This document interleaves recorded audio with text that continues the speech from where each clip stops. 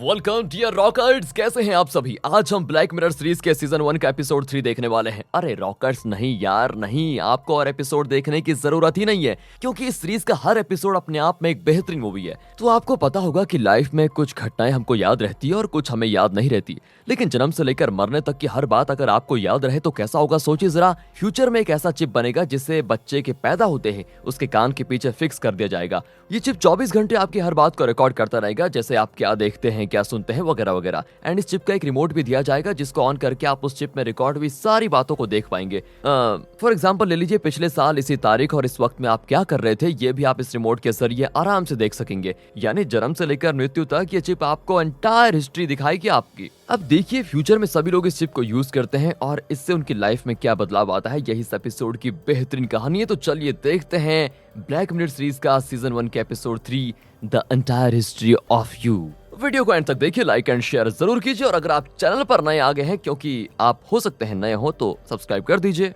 कहानी की शुरुआत में फ्यूचर को दिखाते हैं, जहां पर एक चावल के दाने जितना चिप बनाया गया है, जिसे ग्रेन टेक्नोलॉजी कहा जाता है। अब होता ये कि बच्चे के पैदा होते ही छोटे से चिप को बच्चे के कान के पीछे इंजेक्ट कर दिया जाता है, और इसमें उसकी पूरी लाइफ की हर बात, हर दृश्य रिकॉर्ड होता जाएगा। एक रिमोट के जरिए इंसान जब चाहे अपनी ही रिकॉर्डेड मेमोरीज को देख सकेंगे। कितनी बढ़िया बात है ना। और हर बच्चे में ये चिप इंसर्ट करना कंपलसरी होता है। कट करके लियाम नाम के एक लॉयर को दिखाते हैं, जो एक मीटिंग खत्म करके टैक्सी में घर लौट रहा होता है। वो आज ना कुछ ज्यादा ही जल्दी में है, क्योंकि उसको आज एक डिनर पार्टी में जाना है। अब रास्ते में वो अपनी मीटिंग की मेमोरीज को देख रहा होता है, जिसको वो अभी जस्ट खत्म करके आया हुआ है। हालांकि जब वो मीटिंग में था, मतलब एक्चुअल में, तब वो किसी की बात पर ज्यादा ध्यान नहीं दे पाया, लेकिन इस रिकॉर्डेड मेमोरी के जरिए वो हर एक का रिएक्शन देख पाता है और उनकी हर बात को फिर से सुनकर ठीक से समझ पाता है। अब देखो आगे क्या करता है। वो टैक्सी से उतरकर एयरपोर्ट के अंदर भाग जाता है। वहाँ उसका सिक्योरिटी चेकअप होता है, जहाँ पर वो लियाम के पिछले 24 घंटे की मेमोरी को रिवाइंड करके देखना चाहते हैं। लियाम वैसा ही करता है, और अब सिक्योरिटी को वीडियो की तरह वो सब कुछ दिखता है जो लियाम ने पिछले 24 घंटों में किया था। लाइक को किन लोगों से मिला, कहाँ पर क्या किया उसने, और अगर यहाँ पर लियाम ने कोई गलती या क्राइम किया होता तो इनको पता चल जाता और वो लियाम को पकड़ लेते। लेकिन लियाम की मेमोरी में कोई प्रॉब्लम नहीं होती, इसलिए वो उसको जाने दे देते हैं। वह इसके बाद लियाम अपनी फ्लाइट को पकड़कर वापस घर लौट आता है। वो उस डिनर पार्टी में जाता है जहाँ उसकी वाइफ और लियाम के फ्रेंड्स होते हैं। ओह, आपको बताना भूल गया, लियाम की वाइफ का नाम है फिफी। लियाम फिफी को बहुत प्यार करता है और उसने उसके लिए अपनी मेमोरीज में एक अलग फोल्डर बना के रखा हुआ है, सिर्फ फिफी की यादों को स्टोर करने के लिए। सोचिए, इतना चाहता है वो फिफी को। इनका वैसे एक 8 महीने का बच्चा भी है, जिसको घर पर एक बेबी सिटर के पास छोड़कर फिफी यहाँ पर आई हुई है। लियाम अंदर जाता है तो वहाँ पर फिफी जॉनस नाम के एक आदमी के साथ थोड़ा क्लोज होकर बातें कर रही होती है। अब लियाम को देखते ही वो उसके पास आती है और जॉनस और लियाम एक दूसरे से मिलने लग जाते हैं। फिर वो बाकी गेस्ट से भी मिलते हैं और डिनर पार्टी बहुत अच्छी चल रही होती है। लियाम फिर फिफी से पूछता है कि जॉनस के साथ तुम बहुत हंस खेल कर बातें कर रही थी, क्या तुम उसको पहले से जानती हो? हाँ, फिफी बताती है, वो मेरा पुराना दोस्त है। लियाम उसकी बात पर विश्वास तो करता है, लेकिन फिर भी वो उस मेमोरी को बार बार रिप्ले करके देखना चाहता है। कौन सी मेमोरी को? जब फिफी जॉनस से बात कर रही थी, उस मेमोरी को। अब उनके बात करने का ढंग, उनकी बॉडी लैंग्वेज से लियाम को जरा शक होने लग जाता है कि इन दोनों के बीच मुझे कुछ गड़बड़ लग रही है।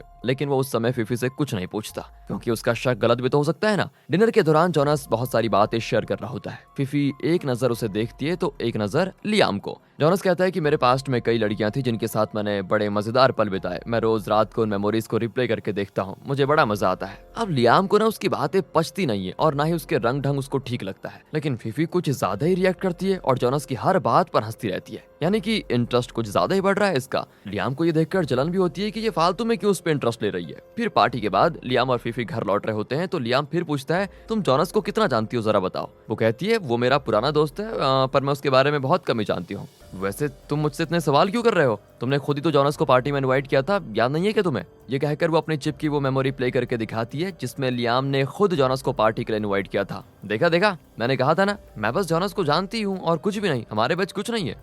पर अब भी लियाम को उसकी बात पर यकीन नहीं होता दोस्तों। वो घर पहुंचते हैं तो बेबी सिटर बच्चे को इनको सौंपकर घर से चली जाती है, और इनके बच्चे के कान के पीछे भी एक चिप फिक्स किया होता है। वो इसीलिए ताकि उसके रिमोट्स के जरिए पेरेंट्स उसकी मेमोरीज को देख सकें कि दिन बर दिन बच्चे के साथ क्या क्या हुआ और बेबी सिटर ने इसका अच्छा ख्याल रखा या फिर नहीं। दोनों उन वीडियोस को देख रहे होते हैं कि लियाम फिर फिफी से जॉनस के बारे में पूछ लेता है, एंड तब वो बताती है कि मैं जॉनस को अच्छे से जानती हूँ। 1.5 साल पहले मेरा एक बॉयफ्रेंड था और मैंने उसके बारे में तुम्हें बताया था, तुम्हें याद होगा। वो बॉयफ्रेंड और कोई नहीं था, जॉनस ही था। हाँ यार, तुमने बताया था तुम्हारा एक बॉयफ्रेंड था, हाँ मुझे याद आ रहा है, पर तुमने तो ये कहा था कि तुमने उसे सिर्फ 1 हफ्ता ही डेट किया। फिफी कहती है, ये लो, मैंने 1 हफ्ता तो नहीं कहा था। एंड लियाम अब उस दिन की अपनी मेमोरी को प्ले करता है तो उसमें फिफी ने वाकई में कहा था कि उसने सिर्फ 1 हफ्ता अपने बॉयफ्रेंड को डेट किया था। लियाम कहता है, देखा देखा, मैंने कहा था ना तुमसे। अब बताओ क्या तुम्हारा और उसका नाता सिर्फ एक हफ्ते का था या उससे ज्यादा का? एंड ये सुनकर फिफी जरा गुस्सा हो जाती है कि तुम मुझ पर विश्वास नहीं कर रहे हो। जॉनस मेरा बॉयफ्रेंड था, लेकिन हमारे बीच ऐसा कुछ नहीं हुआ जो तुम सोच रहे हो। बेवजह तुम मुझ पर शक कर रहे हो। लेकिन लियाम कुछ ज्यादा ही बोल जाता है और वो गुस्से में कमरे से चली जाती है। फिर लियाम उसको मनाने की कोशिश करता है एंड अब रात को लियाम को नींद आती है तो वो हॉल में जाकर डिनर पार्टी की मेमोरीज को देखने लग जाता है।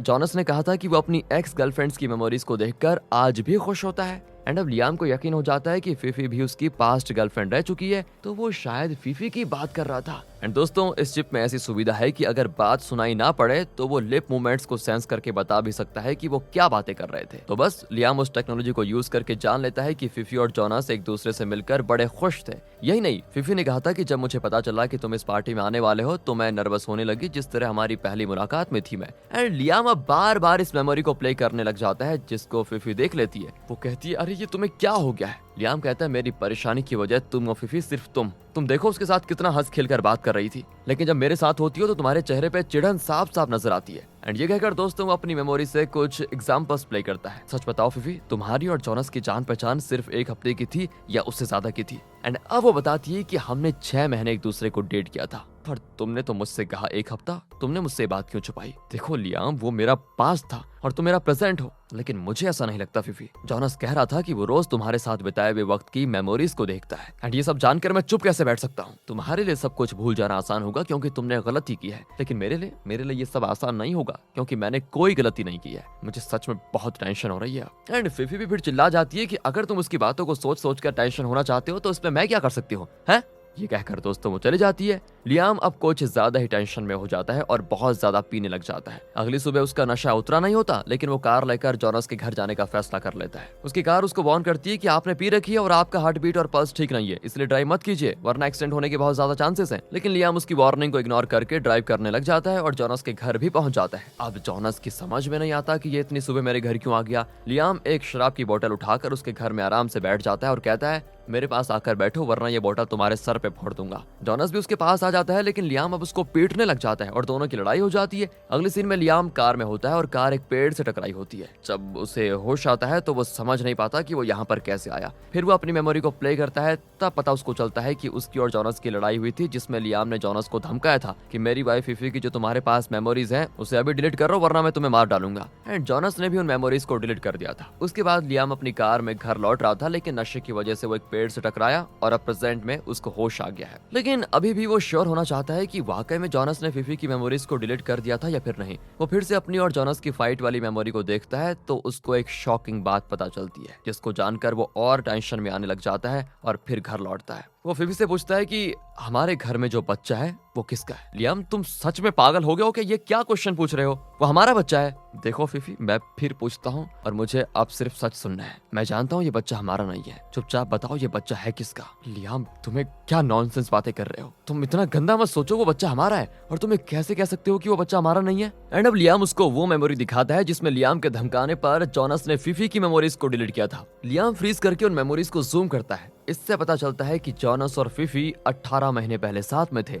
नॉर्मली बच्चा पैदा होने में 9 से 10 महीने लगते हैं और इस बच्चे की उम्र 8 महीने है। गणित तो तुम्हें भी आती है ना फिफी, खुद ही समझ लो। वो बच्चा मेरा नहीं है, तुम्हारा और जॉनस का है। एंड दोस्तों, यहाँ पर फिफी की बोलती बंद हो जाती है। वो छोड़ो फिफी, ये बताओ जब से हमारी शादी हुई है तुम जॉनस को भूल चुकी हो, राइट? हाँ लियाम, मैं तो उसे कब का भूल चुकी हूँ और सिर्फ तुमसे प्यार करती हूँ। तो ठीक है, तुम उसे भूल चुकी हो, बहुत बढ़िया। तो जॉनस के साथ तुम जब थी उन मेमोरीज को प्ले करो मेरे लिए। पर फिफी कहती है, मैं उन मेमोरीज को कब का डिलीट कर चुकी हूँ। बहुत बढ़िया, अगर डिलीट हो चुकी हैं तो वहाँ पर ब्लैक फुटेज होगा, तुम मुझे वही दिखा दो बस। एंड अब फिफी नर्वस हो जाती है और कहती है, ठीक है दिखाती हूँ। लेकिन वो दूसरी ओर मुड़कर उन मेमोरीज को डिलीट करने की कोशिश करती है, लेकिन लियाम उसको रोक देता है। वो कहता है, आप क्यों डिलीट कर रही हो? हैं? इसका मतलब तुम इतने दिन उसके साथ बिताए हुए हर वक्त की मेमोरीज को देख रही थी और खुश हो रही थी, मेरे साथ प्यार का नाटक कर रही थी, राइट? मुझे धोखा दे रही थी तुम, और आज तो मैं तुम्हारी उन मेमोरीज को देख कर ही रहूंगा, कुछ भी हो जाए। और अब कोई रास्ता न पाकर फिफी को उन मेमोरीज को प्ले करना पड़ता है। जॉनस और फिफी को इंटीमेट होते देखकर लियाम का खून खौलता है। फिफी तो सर झुका लेती है क्योंकि वो बहुत गिल्टी फील कर रही होती है।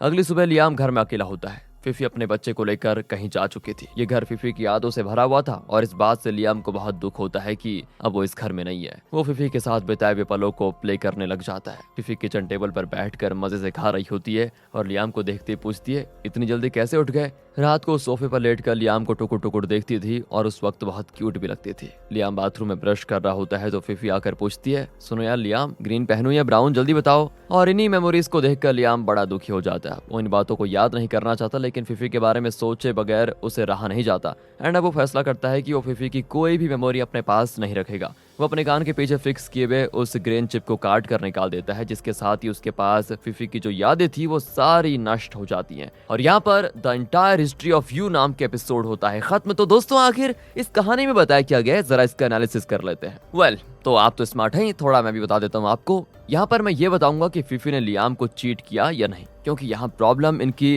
रिलेशनशिप को लेकर नहीं है। अगर कोई प्रॉब्लम है तो सिर्फ फ्यूचर में उस होने वाली टेक्नोलॉजी में है। अगर किसी ने हमारे साथ बुरा किया है तो उसको भूल जाना ही बेहतर होगा, राइट? लेकिन अगर किसी ने अच्छा किया है तो उसे हमेशा याद रखना चाहिए, राइट? पर अगर ऐसी सुविधा आ जाए कि मेमोरीज को इस तरह सेव करके रखा जा सकता है और जब चाहे उसको रिप्ले करके देखा जा सकता है, तो जाहिर सी बात है कि जिंदगी नरक बनकर रह जाएगी यार। फ्यूचर में अगर लोग ऐसी मेमोरी टेक्नोलॉजी यूज करने लगे तो ये हर बात को एग्जैक्टली रिकॉर्ड तो नहीं करेगा, बल्कि वही रिकॉर्ड करेगा जिस तरह से हमारा दिमाग किसी बात को प्रोसेस करता है। वैसे आपने फॉल्स मेमोरी के बारे में सुना होगा। असल में जब आप किसी चीज को या किसी घटना को देखते हैं तो उसके बारे में आपके कुछ थॉट्स होते हैं, राइट? और आपका ब्रेन उस घटना को नहीं बल्कि उसके बारे में आपके थॉट्स को सेव करके रखता है। बहुत ध्यान देने वाली बात है। जैसे कि मुझे याद है, मैंने डंकक नाम की मूवी की हिंदी डबिंग देखी थी, लेकिन असल में ये मूवी हिंदी में कहीं भी डब नहीं की गई। पर मुझे ऐसा क्यों याद है यार कि उस मूवी को मैंने हिंदी में देखा था? यही है फॉल्स मेमोरी। असल में मैंने वो मूवी इंग्लिश में देखी थी, लेकिन उसके बाद मैंने कई हॉलीवुड मूवीज हिंदी में देखी,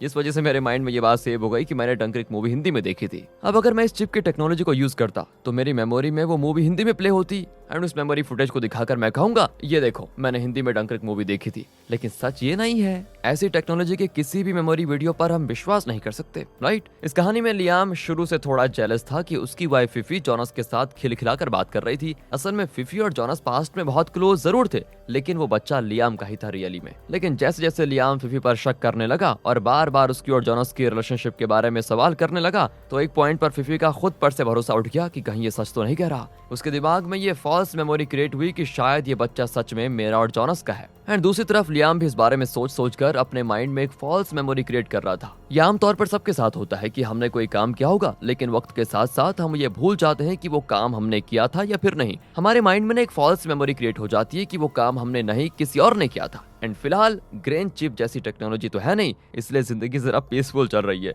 लेकिन अगर फ्यूचर में ऐसी टेक्नोलॉजी आ जाए तो सोचिए हमारा क्या हाल होगा, और खासकर मेरा क्या हाल होगा अगर मैंने अपनी फॉल्स मेमोरी के भरोसे चैनल पर बताने लगूं कि डंकर्क मूवी हिंदी में अवेलेबल है और उसका डायरेक्टर भी मैं ही हूं। एंड उस फॉल्स मेमोरी वाली वीडियो को ले जाकर मैं डंकर्क मूवी के डायरेक्टर क्रिस्टोफर नोलन को दिखाऊंगा, तो पता नहीं वो मेरा क्या हाल करेगा यार। इसलिए दोस्तों खैर, जो हो गया सो हो गया। हर किसी की लाइफ में एक डार्क पास्ट होता है जिसको कोई वैसे भुला तो नहीं सकता, है ना? पर इसका ये मतलब नहीं कि उस पास्ट की बातों को प्रेजेंट में याद करके अपना प्रेजेंट भी खराब करो और फ्यूचर भी। इसीलिए हमेशा अपने प्रेजेंट पर ध्यान दीजिए। एंड ये बहुत ही अच्छी कहानी है, इसीलिए मैं आपके लिए लेकर आ गया। अब क्योंकि ये फॉरेन सीरीज है तो यहाँ पर कुछ एडल्ट कंटेंट भी है, तो हमने उसमें नहीं पढ़ के इसको साइड कर दिया और आपके लिए प्योर मार लेकर आ गए हम। वेल, आप तो रॉकर से आपने इतनी मूवीज देख ली है, अब आप बताइए ना आपके क्या विचार हैं इस पे। यार अपना हक बनता है, बता दीजिए कॉमेंट्स में। मिलते हैं अगली वीडियो में, ध्यान रखेगा अपना, बहुत जरूरी है ये। And finally thanks for watching.